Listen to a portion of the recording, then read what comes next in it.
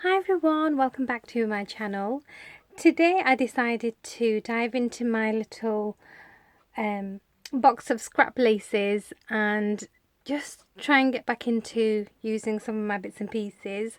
So if you've known me for the past few years, you know I absolutely love altering jars, and I have got a few videos on my channel. I'm going to try and find them and put them below for you so you can go and see like how I alter my jars, and it's just a really nice way of storing some things but making it your own style.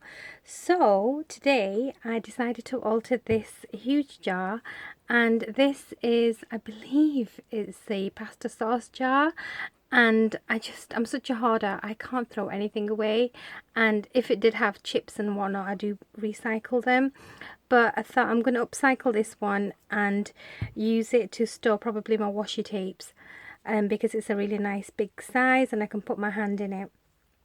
So before I get into showing exactly what I've done, I'm going to show you the paper pad I used for this.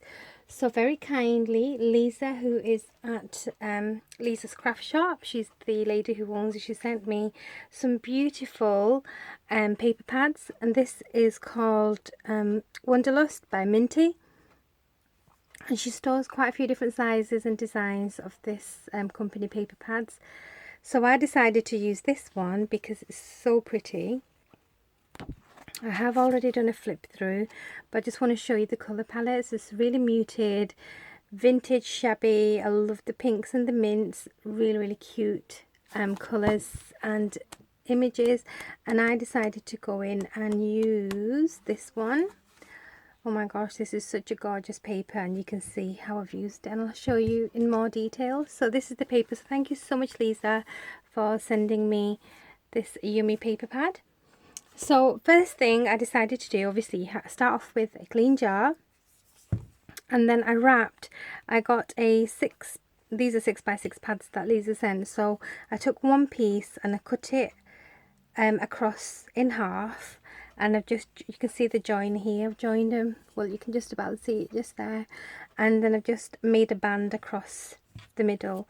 And then after I've done that, I dug into my pile of lace and picked out two really beautiful ones. So there's this one which is in a cream colour, and then this one which is an off-white colour, and I decided to just go around top and bottom and just create a pretty lacy edge on that paper. After I did that, there was a little gap here where the papers didn't meet, so I got another piece of lace from my scrap box. It's this piece here, and I cut it in half, and then I've got the scallops on both sides. And for the central part of the jar, I've got these pink doilies, and I thought I'd use a bit of pink just to bring in the pink from the papers. And these are from my lovely friend June, who is June Angel Pews. Hi June, if you're watching. So I used a couple of pink doilies here. I used a vintage cream one just behind this amazing flower, and this flower came off a large applique piece that I purchased a while ago, and I have used them before. So I used that there. I love the centre of this, and if I'm not mistaken it was from Esme's store. And then I've just wrapped some of this pearl string all the way around, and I've not stuck it in all the places it is hanging off, because I like the fact that it's not all stuck down and it's got a bit of movement. And then at the bottom here I've tied a bow in lace, which is this one here. Then I've done a double bow in this mint coloured seam binding, which went really well with the colour here. And I think that's it here. On the top here I've just added some braiding in pink, and on the bottom I've added some paper. And now I'll show you how I'll tell you how I did this in a second. So I've added a piece here, and I added a piece to the top, and also on the top I've added another one of the cream coloured vintage doilies and a piece of pink applique. Now the paper here, I cut out a rough circle on the top and on the bottom, and I'll explain it better if you see it here. And then I just got the paper in my hand and I just scrunched it into a ball to create all these little cracks and tears and just looks shabby. And after I scrunched it all up, I opened it all out again, and then I poured some hot glue, and then I've just stuck it down and I've patted it down so the creases and the folds and the cracks are all embedded in the glue, so that's not going to go anywhere, and the creases and the folds will always stay like that. So I thought that was a really nice touch, and it just gives it that more of a vintage kind of an effect. So I've done that to the base and onto the top. You can just about see the wrinkles and the creases and the cracks in the paper. So that is my jar, and like I said, I will be probably putting, in fact I'll do it now because I've not got huge amounts of washi tape, and I get them with my Prima collections. So I've got this one here, and I love the colours in these, and these are from the lavender collection. Aren't they just stunning? I'm going to bob them in there. I've also got the love story ones, which are like this, pretty colours. And then the most recent collection I bought, I have the Misty Rose, and these are just some really pretty washi tapes as well, so they can just live in there. So I'll have them all in one place. And like I said, I don't have huge amounts of washi tapes because I don't hardly use them. I only use them just little snips in here and there.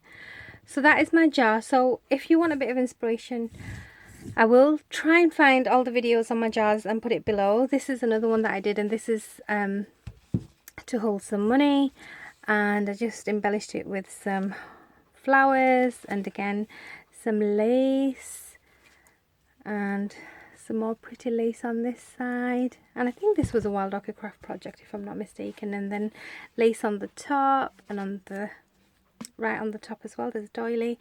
So that's another one. Put that one like so.